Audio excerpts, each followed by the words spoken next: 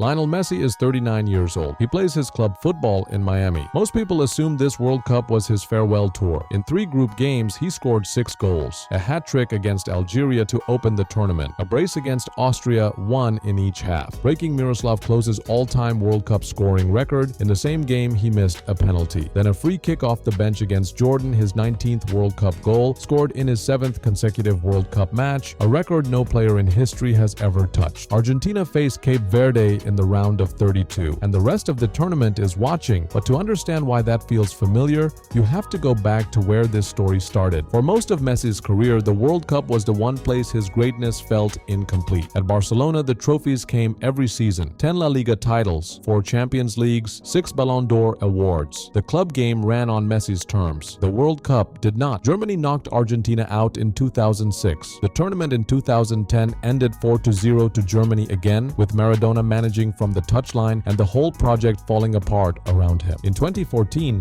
Messi scored 4 group stage goals, dragged Argentina to the final, and then watched Mario Götze score in extra time for Germany. He walked past the trophy on his way to collect his runner-up medal. He looked at it. He did not touch it. 2015 Copa America final, lost to Chile on penalties. 2016 Copa America final, lost to Chile on penalties again. Messi missed his penalty in the second one and announced his retirement from international football at the press conference afterward. The country panicked. He came back. In 2018 in Russia, Argentina nearly did not qualify. He scored a hat-trick against Ecuador at altitude to save them, then watched France eliminate the team in the round of 16. For 16 years, the World Cup was the argument people used against him. The one stage where the weight seemed too heavy. The one trophy that would not come. The tournament that changed everything nearly ended before it started. Argentina arrived in Qatar on a 36-match unbeaten run. Messi at 35 and widely described as the favorite to finally lift the trophy. Then Saudi Arabia ranked below them. Never beaten a top 10 nation in 2 decades, walked onto the pitch and won 2-1. Argentina led at halftime. The second half destroyed them. The Argentina media ran emergency segments. Pundits openly said his career was about to end in humiliation. The next match against Mexico was a must-win. 64th minute, no goals. Messi got the ball 25 yards out, took 1 touch, and fired it into the bottom corner. Argentina won 2-0, and he had saved them again. What followed was the most dominant individual run any player has produced at a World Cup, including Maradona in 1986. Against Australia, he scored on his 1000th career appearance. Against the Netherlands, he provided an assist that defied geometry and scored a penalty in extra time in a match that descended into chaos. Against Croatia, he dribbled past Gvardiol, the most expensive teenage defender in football history, 5 times in one sequence, and set up Julian Alvarez. The final against France was supposed to be over. Argentina led 2-0 with 12 minutes left. Messi had scored, Di Maria had scored, and France were walking toward elimination. Then Mbappe scored twice in 97 seconds, extra time. Messi scored his second. Mbappe completed his hat-trick. 3-all, penalties. The same format that had ended 2 Copa America finals and haunted his international career for a decade. This time, it ended differently. Messi scored, Mbappe scored, France missed twice. Montiel put the last one in the corner, and Argentina were world champions. Messi dropped to his knees at the center circle. He won the Golden Ball for the second time, the only player in history to do it, at 2 different World Cups. The World Cup had spent 16 years being afraid of what Messi might become. In Qatar, he became it. After Qatar, the expected move was Saudi Arabia. They offered over 400 million euros a year. He turned it down. Barcelona tried to bring him home. He turned that down too. In the summer of 2023, he signed for Inter Miami, a team that had finished bottom of the Eastern Conference the previous season. The football world described it as a vacation, retirement, a man who had earned the right to relax. In his debut, he scored a stoppage-time free kick winner. In his first tournament, the League's Cup, he scored in every knockout round and gave a team that had never won a trophy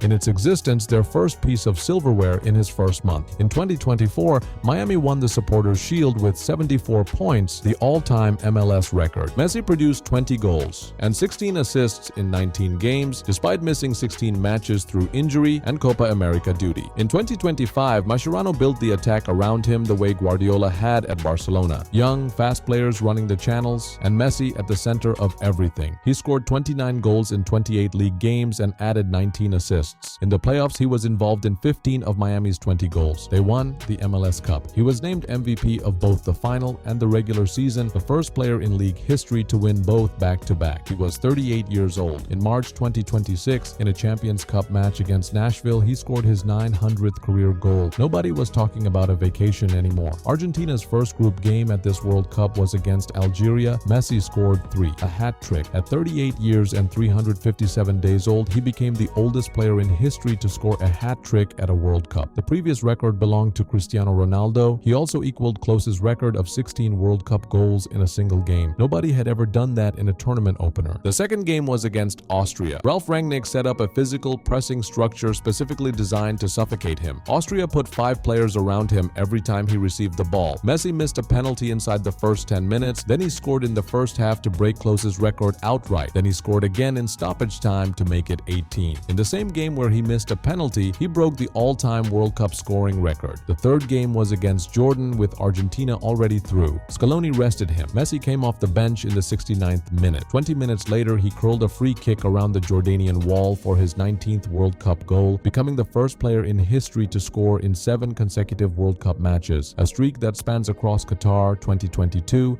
and this tournament. He now has more World Cup goals than Klose, Pele, Ronaldo, Maradona, Neymar, Thierry Henry, and Harry Kane combined in their entire careers. He is also the first player to appear in 6 different World Cups, the first to reach the knockout stage in 6 consecutive tournaments. He has played 29 World Cup matches, 4 more than anyone else in history. He has 202 international appearances and 123 goals for Argentina. Every number he owns, he built himself. Scaloni was asked after the Jordan game what he says when people ask him about Messi. He said, "I no longer know what to say. The World Cup has spent 2 decades being afraid of what Messi might do to it. In 2022, he answered that fear with 7 goals, 4 assists, and a trophy. Now at 39, with 6 goals before the knockout round match, he is making everyone ask the same question again. How do you stop someone who keeps getting better every time the stage gets bigger?" Argentina play Cape Verde in the round of 32. And if the last 20 years have taught anyone anything, it is that you do not want to be the team standing between Lionel Messi and a second World Cup. Speaking of being real about who is actually dangerous at this tournament, we are breaking down every best player at this World Cup in this video right here.